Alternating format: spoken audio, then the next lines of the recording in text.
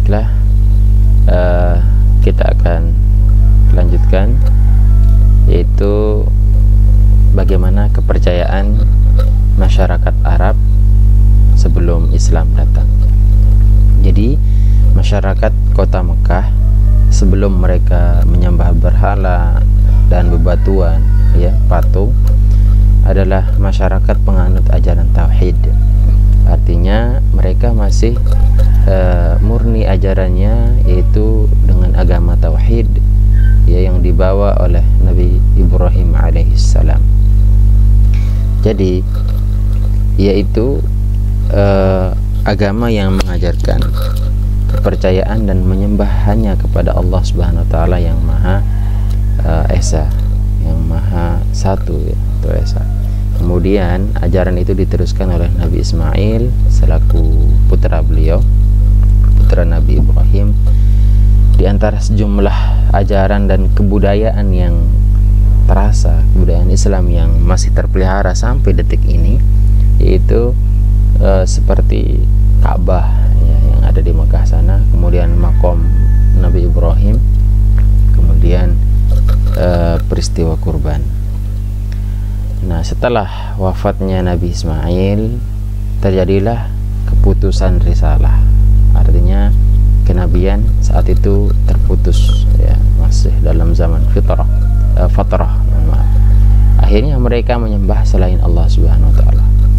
Proses perpindahan kepercayaan ini berawal dari ketika salah satu pembesar suku Khuza'ah, ya, pembesar suku, kalau sekarang itu ketua atau Pak Lurahnya lah, ya, kita bahasakan, ya, atau Pak Camatnya, itu bernama Amir bin Lu'ay, ya, Amir bin Lu'ay al-Khuza'i, pergi ke Syam, negeri Syam itu di Syria, ya, dekat Lebanon, Turki, di situ di Timur Tengah.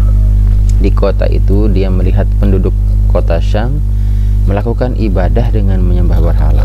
Nah, jadi si Amir ini melihat orang di Syam itu lagi menyembah, ya, lalu melihat tata cara peribadatannya yang berbeda dengan mereka dan masyarakat Mekah pada umumnya, maka Amir tertarik. Ini jadi ikut-ikutan, ya.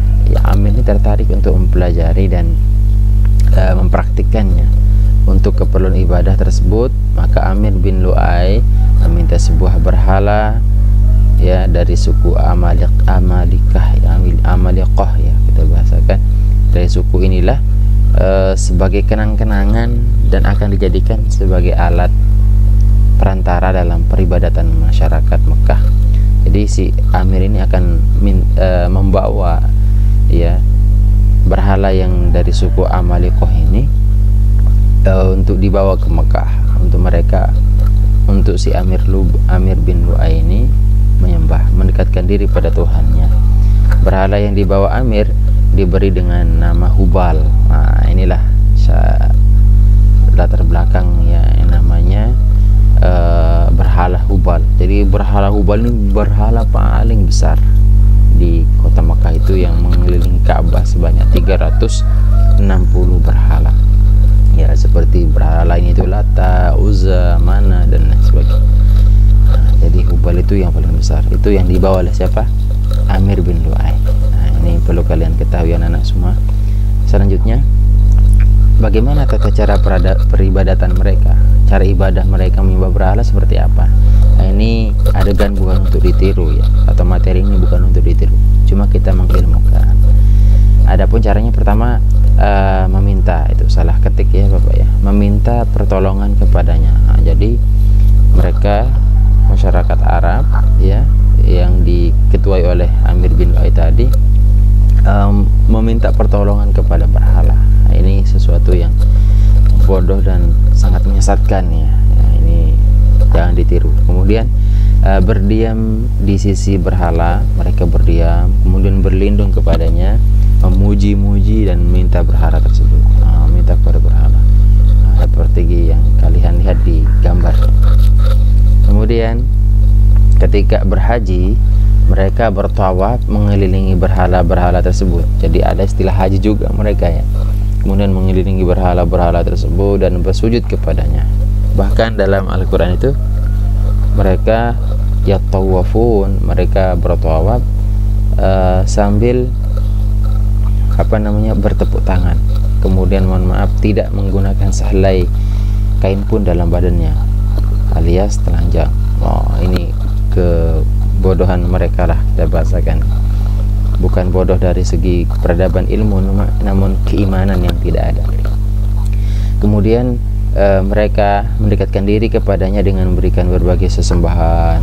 Ketika menyembelih hewan, mereka menyebut nama-nama berhala itu demi nama Tuhan, demi nama berhala Hubal, Lata, Manat. Mereka itu menyembelih hewan untuk dijadikan sebuah kurban, ya, ataupun sebagai sesembahan untuk berhala mereka. Jadi masyarakat Mekah atas penyimpangan ajaran-ajaran tauhid yang telah diajarkan oleh Nabi Ibrahim dan diteruskan oleh Nabi Ismail saat itu, disebutlah masa itu dengan masa jahiliyah. Jadi ini penyimpangan ajarannya itu yang disebut dengan jahiliyah, bukan peradabannya, bukan maju ataupun tidaknya pada zaman itu. Jadi ilmu pengetahuan sudah ada, namun jahiliyah di sini bisa dilihat bahwa bukan berarti mereka bodoh dari keilmuannya, namun mereka bodoh dari keimanan kepada Allah Subhanahu wa taala seperti tuntunan yang sudah diajarkan oleh Nabi Ibrahim alaihissalam. Kemudian ada apa sih faktor penyimpangan tersebut? Kenapa mereka bisa menyimpang? Ya, pertama, adanya kebutuhan terhadap Tuhan yang selalu bersama mereka, terutama saat mereka membutuhkan. Jadi pada fitrah, pada asal penciptaan manusia itu pasti dan harus memiliki tempat berpegang, tempat kembali, tempat meminta, yaitu disebut dengan Tuhan, ya, yang akan memelihara mereka. Mereka membutuhkan itu. Jadi itu yang menyebabkan mereka menyimpang. Jadi harus kekosongan risalah tadi, kekosongan ajaran Nabi. Jadi mereka butuh dengan tempat bersandar. Inilah yang menyebabkan mereka menyandarkan diri kepada berhala saat itu, karena ajaran Amir itu sangat cepat sekali diterima oleh mereka tanpa pikir panjang. Kemudian yang kedua, kecenderungan yang kuat mengagungkan leluhur yang telah berjasa, ya, terutama kepala kabilah, nenek moyang mereka. Nenek moyang kita ini sangat berjasa sama kita, sehingga mereka buatkan patung atas nama nenek moyangnya, mereka sembah. Ini penyebab penyimpangannya, karena kecenderungan kekuatan yang sangat mengagungkan leluhur mereka, ya, orang-orang tua mereka, nenek moyang mereka terdahulu.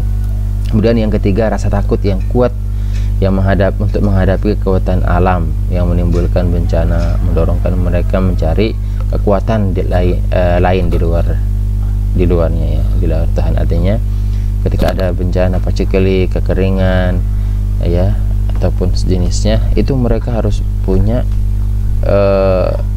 mencari kekuatan. Nah, cara mencarinya itulah dengan cara menyembah tadi. Itu penyimpangan. Baik, kita lanjut ke bagaimana kondisi masyarakat, kondisi sosial, ya, sosial masyarakat sebelum Islam. Jadi bangsa Arab dikenal dengan bangsa ahli syair, ya, orang-orang yang cerdas dalam bahasa dan pemberani. Selain ahli syair dan pemberani, karakter positif yang baik orang Arab itu seperti punya semangat tinggi. Orang Arab itu punya semangat yang tinggi luar biasa dalam mencari nafkah, ya kan.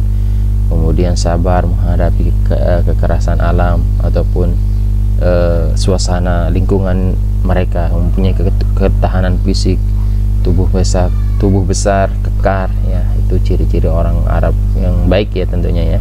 Kemudian kekuatan daya ingat mereka luar biasa. Kemudian hormat akan harga diri dan martabat mereka, masyarakatnya cinta kebebasan, loyal pada pimpinan, itu karakter positif orang Arab, ya. Kemudian pola hidup yang sederhana, ramah dan sebagainya. Itu gambaran orang Arab, ya, yang memiliki keadaan sosialnya. Adapun kebiasaan buruk ini yang jangan kita tiru, ya. Seperti apa kebiasaan buruknya orang-orang yang negatif dari orang Arab itu, yang tanda kutip itu adalah mereka